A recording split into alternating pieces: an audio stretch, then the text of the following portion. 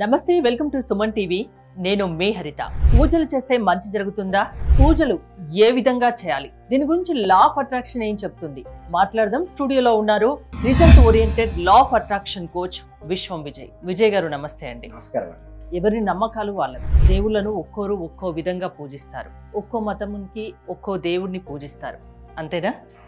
పూజలు ఏ విధంగా చేయాలి, ఎలా చేయాలి అనే దాని గురించి మీరు ఏం చెప్తారు? విశ్వం విజయ్ గారిచే నిర్వహించబడే advance law of attraction class కి ఫ్రీగా అటెండ్ అవ్వాలి అనుకుంటే కామెంట్ సెక్షన్ లో ఉన్న గూగుల్ ఫామ్ ని ఫిల్ చేయండి, లేదా డిస్ప్లే అవుతున్న నెంబర్ కి కాల్ చేయండి. ధర్మో రక్షిత రక్షిత యద్భావం తద్భవతి. పూజలు అన్నారు కదండి. కొంతమంది ఏమంటారంటే పూజలు చేయకూడదు అంటారు, బట్ పూజలు చేయాలండి. పూజ ఏంటి అంటే గ్రాటిట్యూడ్ అండి, అంటే కృతజ్ఞత. మనం ఎంత కృతజ్ఞతను కలిగి ఉంటే మన యొక్క ఆనందం అంత ఎక్కువ అవుతుంది. ఎందుకంటే ఇదంతా ఎవరు ఇచ్చారండి? విశ్వం. మీరు ఇందాక అన్నట్టుగా ఒక్కొక్క రిలీజియన్లో ఒక్కొక్క గాడ్ ఉంటారంటారు కదా. హిందువుల్లో రాముడిని, కృష్ణుడిని, ముస్లిమ్స్ అల్లాను, అదేవిధంగా క్రిస్టియన్స్ జీసస్ను, అదేవిధంగా బౌద్ధులు బుద్ధుని ఆరాధిస్తారు, అదేవిధంగా వర్ధమాన మహావీరుని జైనులు ఆరాధిస్తారు. సో ఒక్కొక్క రిలీజియన్లో ఒక్కొక్కరిని ఆరాధిస్తారు. ఎవరి నమ్మకాలు వాళ్ళవి, ఎవరు చేసే విధానం వాళ్ళది. అవును, అది వాళ్ళకి సంతృప్తి. ఎస్. అయితే పర్పస్ ఏంటంటే ప్రతి ఒక్కరు కూడా వారికి కావాల్సింది కోరుకుంటూ ఉంటారు. టెంపుల్కి వెళ్ళి వారికి ఉన్న విష్ కోరుకుంటూ ఉంటారు. అయితే ఇక్కడ మన సబ్జెక్ట్లో లా ఆఫ్ అట్రాక్షన్ ఏం చెప్తుందంటే, మీకు ఏది అసలు పూజలకి లా ఆఫ్ అట్రాక్షన్ కి ఏంటి సంబంధం? మంచి ప్రశ్న అండి, మంచి క్వశ్చన్ అండి. అయితే పూజ ఇస్ అ గ్రాటిట్యూడ్, అంటే ముందు దీని గురించి ఇక్కడ చూడండి. ఇక్కడ రిలీజియన్లో గాడ్ని తీసుకుంటారు, మన సబ్జెక్ట్లో విశ్వం తీసుకుంటారు, యూనివర్స్. అయితే ఈ కంటికి కనిపించే ఈ ప్రపంచాన్ని నడిపిస్తున్నటువంటి కంటికి కనిపించని శక్తి ఏదైతే ఉందో ఆ శక్తికి మనం పెట్టుకున్న పేరు యూనివర్స్, విశ్వం. ఇక్కడ వీళ్ళు అంటారు గాడ్ అంటారు. సో ఇక్కడ చూడండి, మన సబ్జెక్ట్లో మీరు పూజ అన్నారు కదా, ఇక్కడ పూజ చూపిస్తున్నామంటే ఇదంతా చూడండి, అన్నీ ఇచ్చింది ఎవరండి? యూనివర్సే కదా. మనం భగవంతుడు ఇచ్చారంటారు.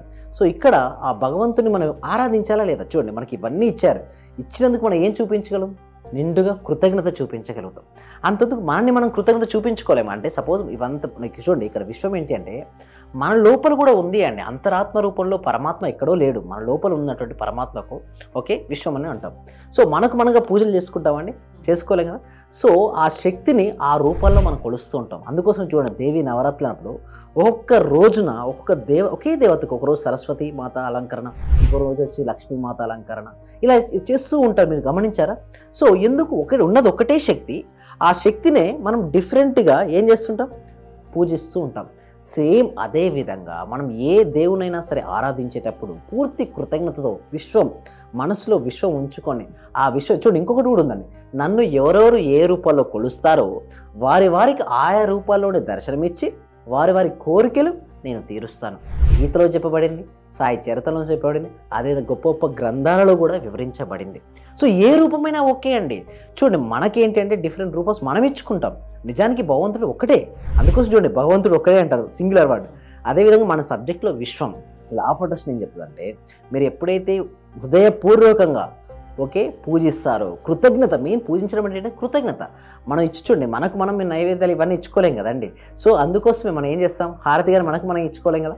సో అందుకోసమే భగవంతుని ఆ రూపంలో, అంటే అక్కడ ఆ యూనివర్స్ని, ఆ శక్తిని ఆ చిత్రపటంలో కానీ ఆ విగ్రహ రూపంలో కానీ చూసుకొని మనం పూజిస్తూ ఉంటాం. అంటే కృతజ్ఞత. సంతోషం ఉన్నా బాధ ఉన్నా దేవుడికి చెప్పుకుంటారు. ఎస్, ఆయనకు చెప్పుకుంటే, దేవుడికి చెప్పుకుంటే ఆ సమస్యలు పోతాయి, ఆ సంతోషం రెట్టింపు అవుతుంది, ఇలాంటివి కూడా ఉంటాయి కదా. ఎస్, అవునండి. దీనికి లా ఆఫ్ అట్రాక్షన్ ఏం చెప్తుందంటే, మీరు ఎప్పుడైతే ఆ విధంగా చెప్పుకుంటారో మీకు కావాల్సింది చెప్పుకుంటూ ఉన్నారు. సో నాకు ఇష్యూ ఉంది, ఇది ఇష్యూకి సొల్యూషన్, నాకు అయినందుకు విశ్వానికి హృదయపూర్వకని చెప్పుకుంటూ ఉంటే ఆల్రెడీ అయినటువంటి పిక్చర్ని మనం చూస్తూ ఉంటామండి. అంటే ఒక టెంపుల్కి వెళ్తే ఒక విష్ కోరుకుంటాం, మళ్ళీ కొంతమంది కూడా మళ్ళీ వస్తారు, ఈ కోరిక నెరవేరితే నేను మళ్ళీ వస్తాననేసి మొక్కు కూడా చేసుకుంటారు. అంటే ఆల్రెడీ విజన్ ఎలా ఉంది, మళ్ళీ వచ్చినట్టుగా చూసుకుంటారు. ఇక్కడ సబ్జెక్ట్లో కూడా, మన సబ్జెక్ట్లో కూడా ఆల్రెడీ వచ్చినట్టుగా మన చిత్రాల రూపంలో చూపిస్తాం. అందుకే మీకు భగవంతుని యొక్క లాంగ్వేజ్ ఏంటండి హరిత గారు చెప్పండి? మామూలుగా మనం తెలుగులో మాట్లాడుకుంటాం, ఓకే, కేరళ వాళ్ళు మలయాళంలో మాట్లాడతారు, బెంగళూరు వాళ్ళు కన్నడలో మాట్లాడుతుంటారు. బట్ భగవంతుడికి ఏ లాంగ్వేజ్ అర్థమవుతుందండి? భగవంతుడికి అర్థమయ్యే లాంగ్వేజ్ ఏంటంటే థాట్స్ అండ్ ఫీలింగ్స్ అండి, అంటే ఆలోచనలు మరియు భావాలు. మన ప్రతి ఆలోచించేది ప్రతి చిత్ర రూపంలో వెళ్తుంది, అందుకు పిక్చర్ రూపంలో వెళ్తుంటుంది కదా. ఆ పిక్చర్స్ రూపంలో వెళ్ళింది యూనివర్స్కి వెళ్ళిన తర్వాత తదాస్తు. నువ్వు పాజిటివ్గా ఆలోచిస్తే పాజిటివ్గా అవుతావు, నెగిటివ్గా ఆలోచిస్తే నెగిటివ్ అవుతావు. అంటే నువ్వు ఏ విధంగా ఆలోచిస్తే ఆ విధంగానే అవుతావు, అవునుగాక. అందుకోసం అంటే పెద్దవాళ్ళు ఏమంటారని, జాగ్రత్తగా ఆలోచించి మాట్లాడు, పైన తదాస్తు దేవతలు ఉంటారు, తదాస్తు అంటారు. ఇక్కడ మన సబ్జెక్ట్లో ఏంటంటే ఆ మాట్లాడడం కాదండి, ఆలోచించమంటాం. అంటే ఆలోచన కూడా చాలా జాగ్రత్తగా పాజిటివ్గా ఆలోచిస్తేనే పాజిటివిటీ, అంటే లా ఆఫ్ గివింగ్ ఇదే చెప్తుంది. మీరు ఏదైతే వదులుతారో ఇస్తారో అదే పొందుతారు.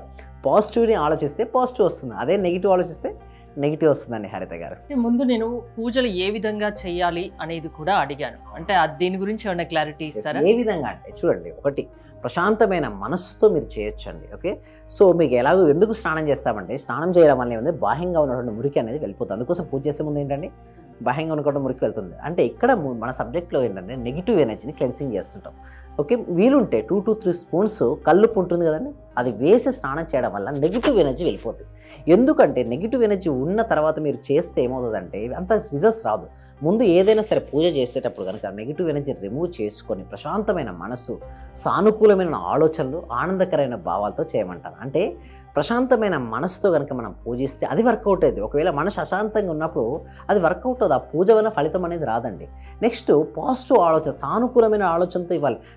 పూజ చేసినప్పుడు ఎప్పుడు కూడా కష్టాలు తగ్గియాలి, నష్టాలు నాకు వద్దనకూడదు, నాకు లాభం వచ్చినందుకు. అట్లా ఎప్పుడైతే మీకు ఏది కావాలో అది వచ్చినందుకు ఎప్పుడైతే కృతజ్ఞత భావంతో అలా పూజ చేస్తే, ఏదో గజిబిజిగా ఫాస్ట్ గా ఏదో చేశామని కాకుండా మీరు నిర్మలమైన మనసుతో దేవుణ్ణి పూజించండి అని చెప్తున్నారు, అంతేనా? ఆనందకరమైన భావంతో చేస్తే అది రియాలిటీగా వచ్చే ఛాన్సెస్ ఉంటాయండి. ఓకే, అంటే ఎలా చేయాలి, ఏ విధంగా చేయాలి అనేది చెప్పారు. లా ఆఫ్ అట్రాక్షన్ గురించి ఏం చెప్తారు? లా ఆఫ్ అట్రాక్షన్ ఇప్పుడు చూడండి, పూజలకు లా ఆఫ్ అట్రాక్షన్ ఎప్పుడు వ్యతిరేకమైతే కాదండి.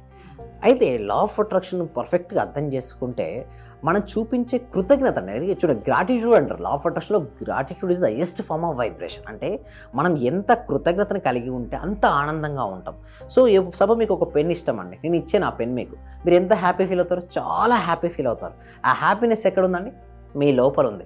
ఎప్పుడైతే మీ లోపల ఆ హ్యాపీనెస్ వచ్చిందో మీరు ఏం ఆకర్షించుకుంటారు? ఆ హ్యాపీనెస్ని ఆకర్షించుకుంటారు. సబ్జెక్ట్ అంతా కూడా యద్భావం తద్భవతి పైన ఆధారపడి ఉంటుంది. అంటే మన లోపల ఎలాంటి భావాలు అయితే ఉంటాయో వాటిని మళ్ళీ మళ్ళీ మనం ఆకర్షించుకుంటాం. ఒకవేళ లోపల కనుక నెగిటివిటీ ఉంటే ఏం ఆకర్షించుకుంటారండి హరిత గారు? నెగిటివిటీని ఆకర్షించుకుంటారు. ఇలా పూజలు చేయడం వల్ల మనలో ఉన్న నెగిటివిటీ అనేది వెళ్ళిపోతుంది. నెగిటివిటీ వెళ్ళిపోయినప్పుడు ఏముంటుంది? పాజిటివిటీ ఉంటుంది. ఇక్కడ పాజిటివిటీ ఉంటే ఏమవుతాయి? ఏం ఆకర్షించుకుంటాం?